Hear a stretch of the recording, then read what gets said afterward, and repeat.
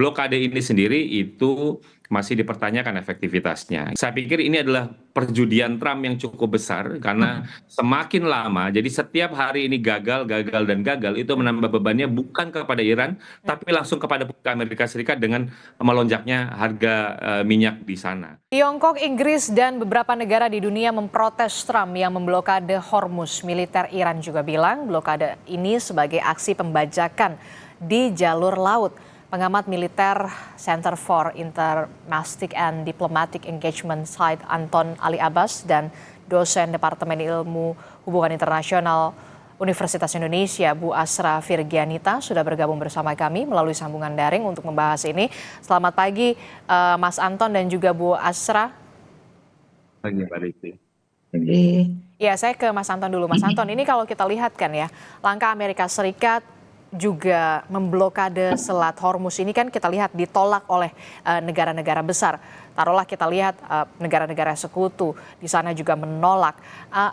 Apakah yang sedang dimainkan, strategi apa yang sedang dimainkan dari sisi militer Amerika Serikat melakukan blokade Selat Hormuz, dan apakah pengecaman negara-negara sekutu dan juga negara-negara dunia ini untuk Amerika Serikat cukup? Ya, pertama jelas ketika kita bicara tentang blokade, ini Amerika Serikat lagi menggunakan jurus terakhir dan juga tentu saja itu mengubah dari peperangan ya, peperangan di kawasan yang tadinya adalah kinetik aktif, kemudian menjadi economic warfare gitu. Jadi karena memang tujuan dari Amerika Serikat dalam melakukan blokade ini adalah menghancurkan ekonomi Iran. Itu satu. Kedua, apakah ini kemudian misinya berhasil atau tidak berhasil? Tentu saja kita harus bisa melihat apakah memang blokadenya efektif atau tidak efektif. Kedua pihak saling klaim. Amerika Serikat beberapa waktu lalu mengklaim tidak ada kapal yang melintas, bahkan kapal-kapal milik ataupun yang terkait dengan Iran itu suruh memutar balik. Tapi data kemarin itu menunjukkan per 14 April misalnya setidaknya ada 8 kapal yang keluar dan ada 9 kapal yang masuk, dan kemudian dan sisanya gitu. Jadi banyak dari itu adalah terkait sama Iran.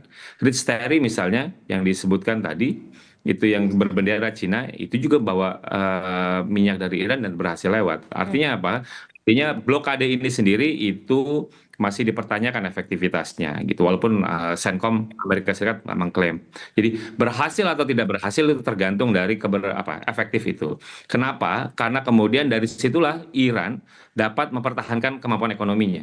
Kalau misalnya tetap berlangsung, maka justru nanti yang akan terdampak adalah Amerika Serikat. Bumerangnya adalah di pemilih Trump nanti untuk 3 November 2026 nanti gitu dalam pemilu Jadi saya pikir ini adalah perjudian Trump yang cukup besar karena semakin lama, jadi setiap hari ini gagal, gagal, dan gagal itu menambah bebannya bukan kepada Iran, tapi langsung kepada Amerika Serikat dengan melonjaknya harga minyak di sana. Itu Mbak Disti. Oke, kalau Bung Anton mengatakan ini merupakan jurus terakhir yang dimiliki oleh Amerika Serikat. Kalau dari Bu Asra sendiri, bagaimana penilaian soal tentang kebebasan navigasi, bagaimana pula kemudian Amerika Serikat menjustifikasi blokade ini secara diplomasi internasional? Oke, terima kasih, Mbak. Kalau kita lihat sebenarnya memang mungkin ini bagian dari upaya yang sedemikian rupa untuk mengurangi kerugian yang besar ya, upaya Trump untuk tetap melakukan tekanan gitu. Tapi kalau kita lihat ini sebagai sesuatu yang sangat ya tadi bumerang efeknya bisa ada terhadap US ya.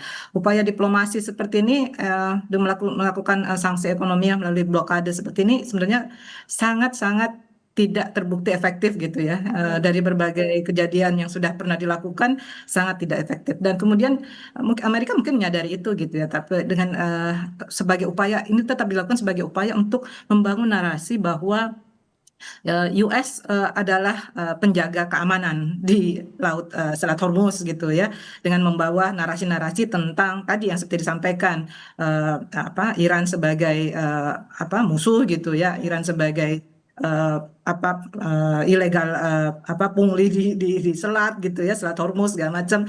Nah, semua narasi-narasi ini dibangun untuk kemudian sebenarnya berharap berbalik dukungan bahwa Trump sebenarnya menjaga keamanan di Selat Hormuz. Jadi narasi politik yang ingin dibangun sebenarnya ini gitu ya.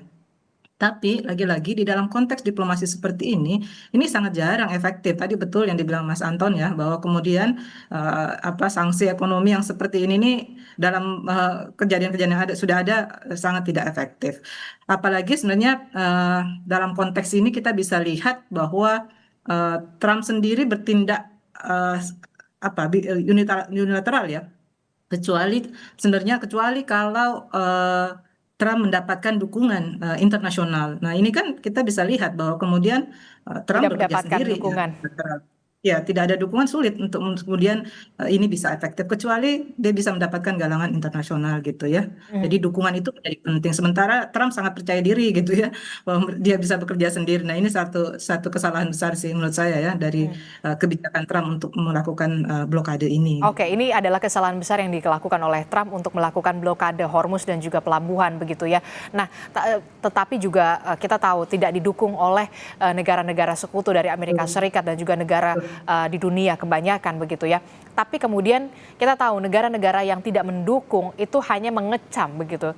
Belum ada tindakan yang kemudian spesifik yang bisa memengaruhi dalam tanda kutip memengaruhi kebijakan Trump untuk tetap memblokade. Bagaimana peran negara-negara sekutu untuk bisa memengaruhi Trump untuk bisa tidak lagi memblokade Selat Hormuz? Oke, kalau kita lihat sebenarnya ini yang mengecam kan ada dua pihak ya, sekutunya AS gitu ya, dan juga negara-negara yang kemudian sekutunya Iran ya. Kalau dari sisi konteks sekutu AS, menurut saya di sini juga ada upayanya Amerika ya, untuk misalnya memberikan narasi akan siap dijaga gitu ya, patroli untuk kapal-kapal yang akan lewat gitu ya, terus menawarkan kompensasi ekonomi mungkin iya itu akan dilakukan gitu. Jadi ada beberapa skenario sih ya yang sangat mungkin biasanya ditawarkan oleh Amerika misalnya. Kemudian satu hal lagi adalah mungkin diversifikasi ya, diversifikasi alternatif gitu ya, sumber-sumber energi yang memang itu menjadi atau yang kemudian ini yang menjadi persoalan besar kan, karena dengan tutupnya blokade ini misalnya perdagangan minyak ini menjadi sulit buat negara-negara, misalnya sebagian besar ada negara-negara produsen, kemudian yang di sisi lain ada negara-negara importir gitu ya. Nah, mungkin untuk sekutu AS yang dilakukan AS adalah mempengaruhi melalui pilihan-pilihan alternatif, tawaran-tawaran kerjasama yang dilakukan tadi, pengawalan, kompensasi ekonomi mungkin gitu ya, tapi ini besar banget sih biayanya ya kalau dia akan melakukan ini, tapi kemungkinan untuk jadi pilihan mungkin ada.